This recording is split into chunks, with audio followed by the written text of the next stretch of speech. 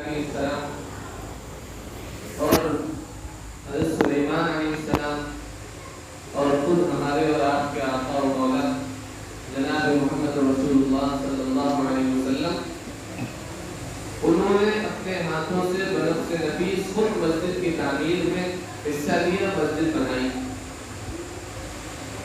حضرت ابراہیم اور اسماعیل علیہ السلام نے خانہ کعبہ کو تعمیر کیا۔ قرآن پاک میں وَإِذْ يَرْفَعُ إِبْرَاهِيمُ الْقَوَاعِدَ مِنَ الْبَيْتِ وَإِسْمَاعِيلُ رَبَّنَا تَقَبَّلْ مِنَّا إِنَّكَ أَنتَ السَّمِيعُ الْعَلِيمُ۔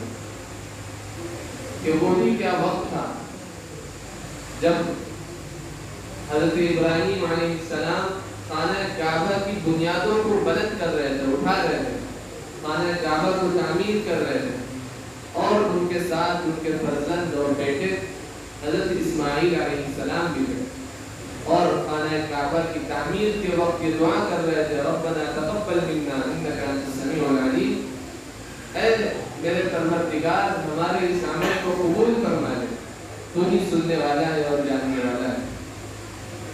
حضرت سلیمان علیہ السلام نے مسجد اقصی تعمیر فرمائی، اور جناب نبی کریم صلی اللہ علیہ وسلم نے مسجد نبوی جب ہجرت فرما کر آپ مکہ سے مدینے گئے اور وہاں پر آپ نے طواف کیا، تو مسجد نبوی سب سے پہلا کام جو کیا مدینے پہنچ کر مسجد نبوی کو تعمیر فرمایا۔ اور آپ حضرات جانتے ہیں کہ مسجد بنانے کے وقت جس وقت مسجد نبوی تعمیر کی جا رہی تھی، صحابہ اکرام بھی کام کر رہے ہیں، مزدوری کر رہے ہیں اور پتھر اٹھا کے لا رہے ہیں، اور خود حضور پاک علیہ السلام اس کام میں شریک ہیں۔ صحابہ اکرام کو اپنے اس عمل کے ذریعے سے تقویت دے رہے ہیں، ان کی حوصلہ افزائی فرما رہے ہیں۔ تو مسجد کی اسلام میں بڑی اہمیت ہے، اور مسجد یہ مرکز ہے، مسجد کو مرکز کی حیثیت حاصل ہے، ایک پاور ہاؤس کی حیثیت حاصل ہے۔ جس طرح ایک پاور ہاؤس سے پورے علاقے میں بجلی کی سپلائی ہوتی ہے، اسی طرح مسجد کے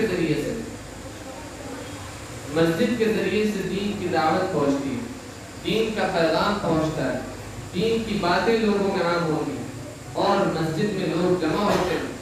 اسی لیے دیکھتے ہیں آپ کہ روزانہ 5 مرتبہ اللہ کے گھر سے آواز لگائی جاتی ہے، حی علی الصلاۃ، حی علی الفلاح، آؤ نماز کی طرف اور آؤ کامیابی کی طرف۔ ہر محلے کی مسجد میں اعلان ہوتا ہے۔ اس کے بعد جب ہفتے میں ایک دن جمعے کا دن ہوتا ہے، تو جمعے کی نماز رکھی گئی کہ جو جامع مسجد ہو وہاں جا کر جمعے کی نماز ادا کرو، تاکہ بڑا مجمع ہو۔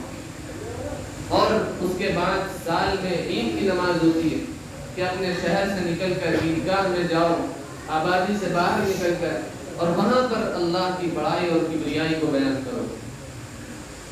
تو یہ اجتماعی نظام ہے۔ کوئی بات پہنچانا ہو کسی قوم کے پاس، آپ دیکھ لیں اس طرح کا اجتماعی نظام نہیں ہے۔ کوئی پروگرام کرنا ہو، کچھ لوگوں کو اکٹھا کرنا ہو، دعوت دی جاتی ہے، دعوت نامے چھپوائے جاتے ہیں، بلایا جاتا ہے، خوشامد کی جاتی ہے۔ لیکن اسلام میں یہ نظام ہے کہ لوگوں کو 5 وقت اللہ کے گھر میں جمع کیا جاتا ہے، اور بڑا مجمع ہے تو وہ جمعے کا دن، اور اس سے بڑا مجمع عید کے دن ہوتا ہے۔ محترم حضرات، مسجد کی جو اہمیت ہے اس کے کچھ تقاضے بھی ہیں، مسجد کے ہم سے بھی کچھ مطالبات ہیں، مسجد کے لیے ہمارے ذمے بھی کچھ حقوق ہیں، اور مسجد ہم سے ان کا مطالبہ کرتی ہے۔ مسجد، اگر آپ مسجد نبوی کو دیکھیں تو مسجد نبوی صرف نماز کی جگہ نہیں تھی۔ ایسا نہیں کہ اس مسجد میں صرف نماز ادا کی جا رہی ہے اور اس کے بعد مسجد ویران ہو گئی، خالی ہو گئی، بلکہ وہ مسجد جو حضور پاک علیہ السلام کی مسجد تھی، اور جس کے امام خود جناب نبی کریم صلی اللہ علیہ وسلم تھے، اور جس میں نماز پڑھنے والے صحابہ کرام تھے، وہ مسجد مرکز تھی۔ وہاں نماز بھی پڑھی جاتی تھی، وہاں ذکر کی مجلس بھی لگتی تھی، وہاں علم کے حلقے بھی لگتے تھے، اور وہاں پلاننگ بھی ہوتی تھی۔ کوئی کسی غیر قوم سے جنگ ہونے والی ہے تو مسجد میں بیٹھ کر حضور پاک علیہ السلام صحابہ اکرام سے مشورہ فرماتے تھے، اور اس کے بعد وہاں سے منصوبہ بند طریقے پر نکلتے مسجد میں یہ سارے کام انجام پاتے تھے۔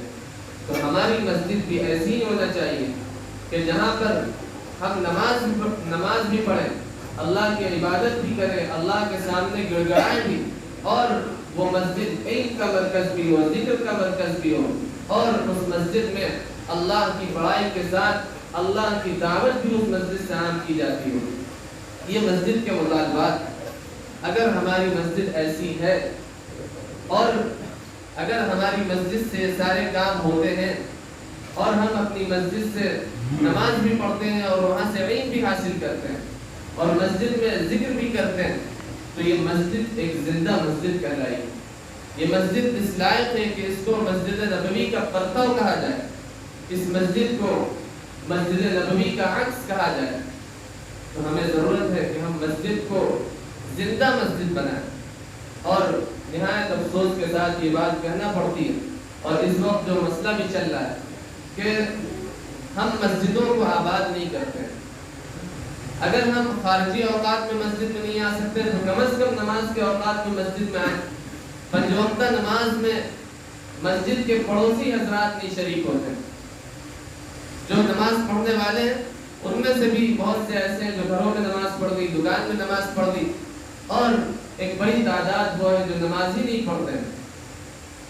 اور اس کے بعد جب کسی موقع پر ہماری مسجدوں پر حملہ کیا جاتا ہے اور مسجدوں پر دوسرے لوگ باطل قومیں قبضہ کرنا چاہتی ہیں اور مسجدوں کے سلسلے میں کوئی بات اٹھ جاتی ہے تو ہم پھر واویلا کرتے ہیں، ہنگامہ کرتے ہیں اور ہم افسوس کرتے ہیں۔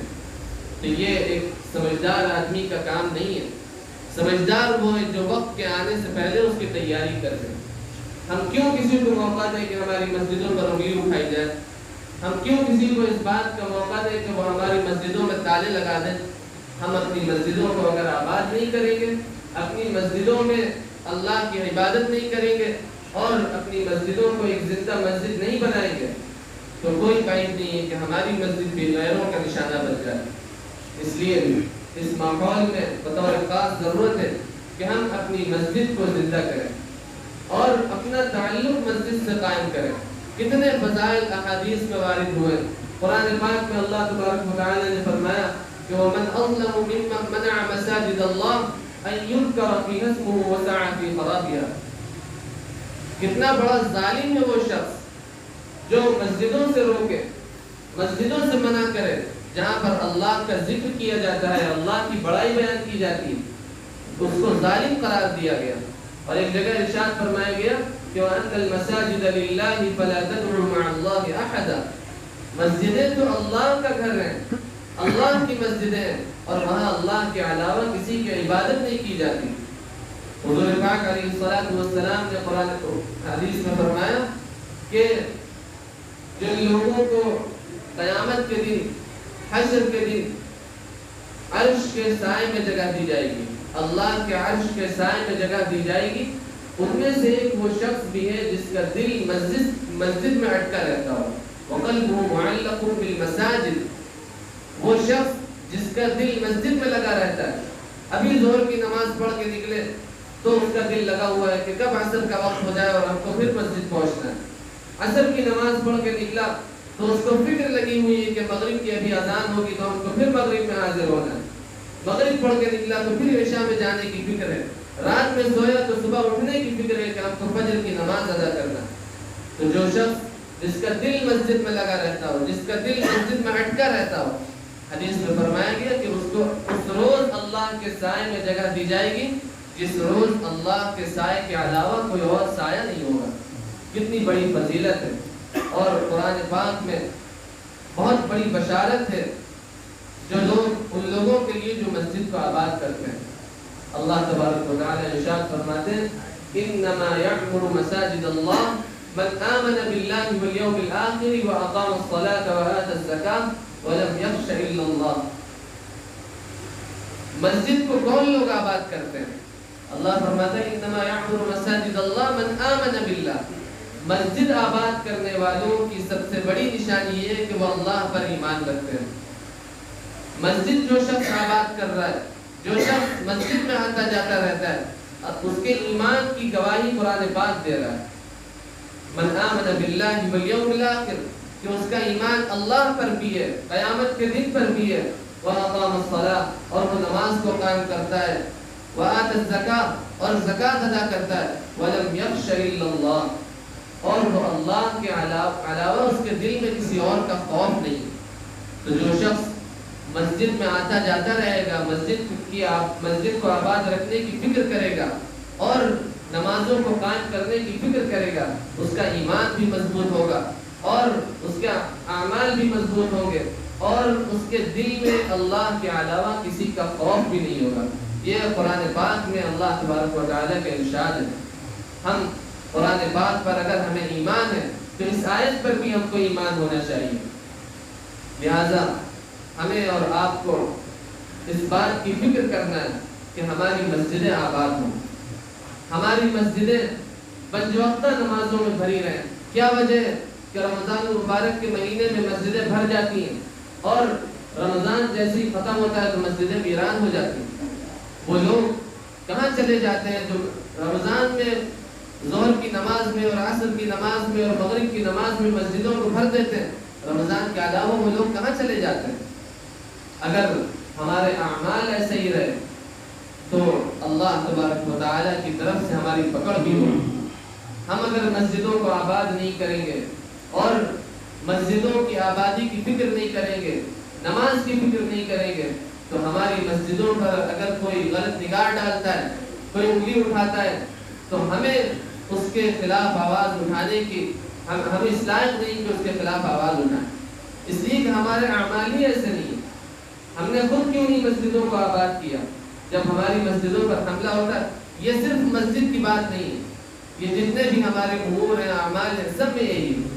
جب اس پر آواز اٹھائی جاتی ہے، ابھی پردے کا مسئلہ اٹھا تھا، آپ حضرات نے دیکھا کہ ہماری مسلم قوم میں کتنی عورتیں ہیں جو بے پردہ ہیں، جو گھر سے باہر نکلتی ہیں تو نقاب نہیں اوڑھتی ہیں، جو اپنے آپ کو اپنا ستر نہیں چھپاتی ہیں، لیکن جب حجاب کا مسئلہ اٹھا تو وہ آہو بکا کر نہیں کہ ہمارے اسلام پر حملہ ہو رہا ہے، ہم خطرے میں ہیں، ہمارے ساتھ یہ کیا جا رہا ہے۔ جب ہمیں آزادی تھی، جب ہم کو آزاد رکھا گیا تھا، تب ہم نے کیوں نہیں فکر کی؟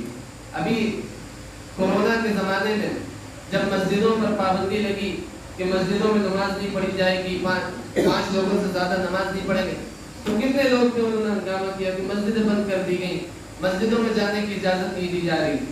اب تو مسجدیں کھل گئی ہیں، اب تو آپ کے لیے راستہ کھول دیا گیا ہے۔ اب کس نے منع کیا ہے کہ ہم قرآن نہ پڑھیں، ہم مسجدوں میں نہ جائیں، ہم اللہ کا ذکر نہ کریں؟ جب پابندی نہیں ہے تو ہم ان اعمال کو نہیں کرتے ہیں، اور جب کوئی پابندی لگ جاتی ہے تو ہم پھر واویلا مچاتے ہیں، چیخ و پکار کرتے ہیں، تو یہ بے فائدہ چیز ہے۔ اللہ تبارک و تعالی ہم سب کو نماز کا اہتمام کرنے کی توفیق عطا فرمائے اور مسجدوں کا آباد کرنے والا بنائے۔ وآخر دعوانا الحمد للہ رب العالمین۔